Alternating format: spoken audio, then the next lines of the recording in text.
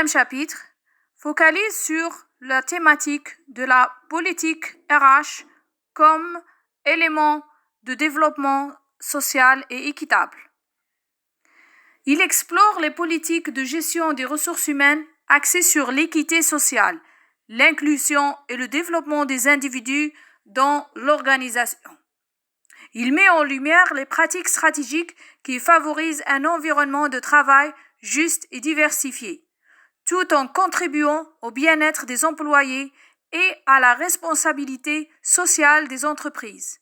À la fin de ce cours, vous serez capable de comprendre le concept d'équité, diversité et d'inclusion dans les pratiques RH, d'appliquer des politiques RH favorisant l'inclusion et la diversité en milieu professionnel, d'analyser les liens entre la rémunération, les conditions de travail équitables et le développement social, et enfin, d'élaborer des stratégies de formation et de développement des employés en faveur de l'inclusion et de l'équité sociale. Premièrement, l'équité et l'inclusion dans les pratiques RH. Pour maîtriser ce thème, il vous faut la maîtrise des concepts suivants. Premièrement, l'équité. Deuxièmement, l'inclusion. Et enfin, la diversité. Qu'est-ce que l'équité? L'équité, c'est d'assurer que chaque employé a accès aux mêmes opportunités sans discrimination basée sur le genre, l'origine ethnique, la religion, l'handicap. Qu'est-ce que l'inclusion? C'est de créer un environnement de travail où chaque individu est respecté, valorisé et peut contribuer pleinement. Troisièmement, qu'est-ce que la diversité? C'est la représentation d'une variété d'identités et de perspectives au sein d'une organisation. Les pratiques RH favorisant l'équité et l'inclusion. Premièrement, le recrutement inclusif. C'est une stratégie de recrutement qui élimine les biais par l'anonymisation des CV, les panels de recrutement diversifiés, les outils d'évaluation non biaisés, par également l'encouragement des candidatures de groupes sous-représentés, telles que les minorités et les personnes en situation de handicap. Deuxième pratique RH, la promotion de l'égalité des chances, et ce par la mise en œuvre de politiques d'accès équitable à la formation et aux promotions. Également, la promotion peut se faire par le mentorat et le parrainage pour les employés issus des milieux défavorisés ou sous-représentés. Troisième pratique, la sensibilisation à l'inclusion et aux biais, par la formation sur les biais inconscients et la sensibilité culturelle pour les managers et les employés. La sensibilisation peut également être par l'encouragement d'une culture d'inclusion à tous les niveaux de l'organisation. À titre d'exemple, par le recrutement inclusif, on peut recruter des personnes qui vivent hors wilaya. Cet exemple permet aux personnes qui ne vivent pas dans la même wilaya de recrutement d'avoir des chances pour avoir des postes au sein de votre entreprise. Un exemple de promotion d'égalité est également le cas des femmes. Donner aux femmes la chance pour accéder à certains postes et ou bien à la promotion tels que les postes supérieurs. Et enfin, pour la troisième type de pratique, la sensibilisation, sensibiliser les responsables quant à la dimension de l'apport des femmes dans l'efficacité de l'entreprise et leur participation au développement des ressources humaines. La formation et le développement professionnel. Ceci assure l'équité sociale.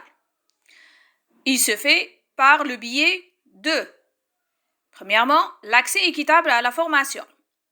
C'est d'assurer que chaque employé a des opportunités égales d'acquérir de nouvelles compétences. Un deuxième critère permettant l'équité sociale est celui de développement continu des employés. Et ce, par l'investissement dans la formation continue comme élément d'accession sociale et d'inclusion. Les pratiques RH favorisant le développement professionnel équitable.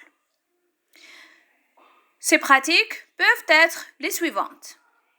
Assurer des programmes de formation sur mesure, et ce par le développement de programmes de formation qui répondent aux besoins des différents groupes d'employés, en tenant compte de leurs antécédents socio-économiques, culturels et éducatifs. Deuxième pratique, le mentorat et le coaching. Il se fait par une mise en place de programmes de mentorat pour guider et accompagner les employés dans leur parcours de carrière, en particulier ceux provenant de groupes sous-représentés. Troisième pratique, favorisant le développement professionnel équitable, les plans de carrière individualisés.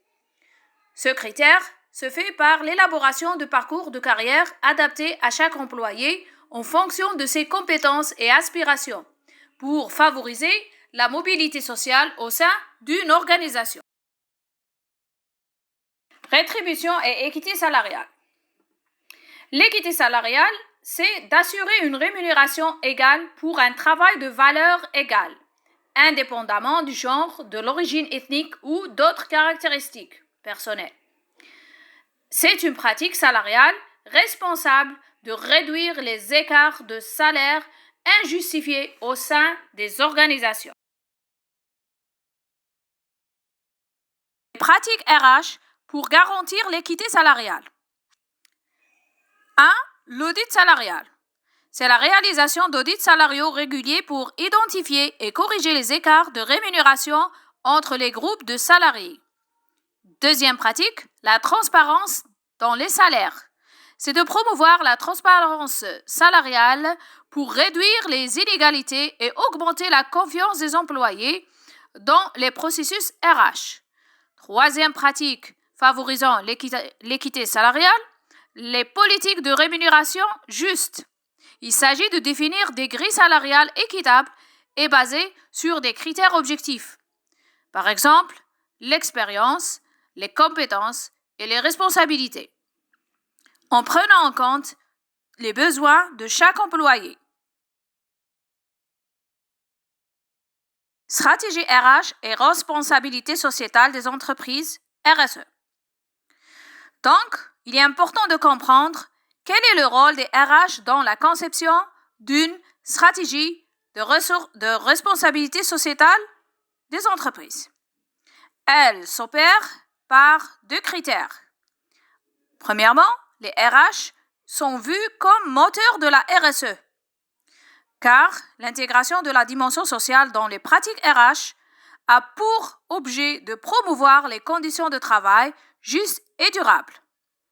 Deuxième rôle, l'impact sur les communautés. Comment les décisions RH, travers la formation, le recrutement et l'inclusion, influencent positivement les communautés locales et renforcent la cohésion sociale. Les pratiques RH favorisant la RSE.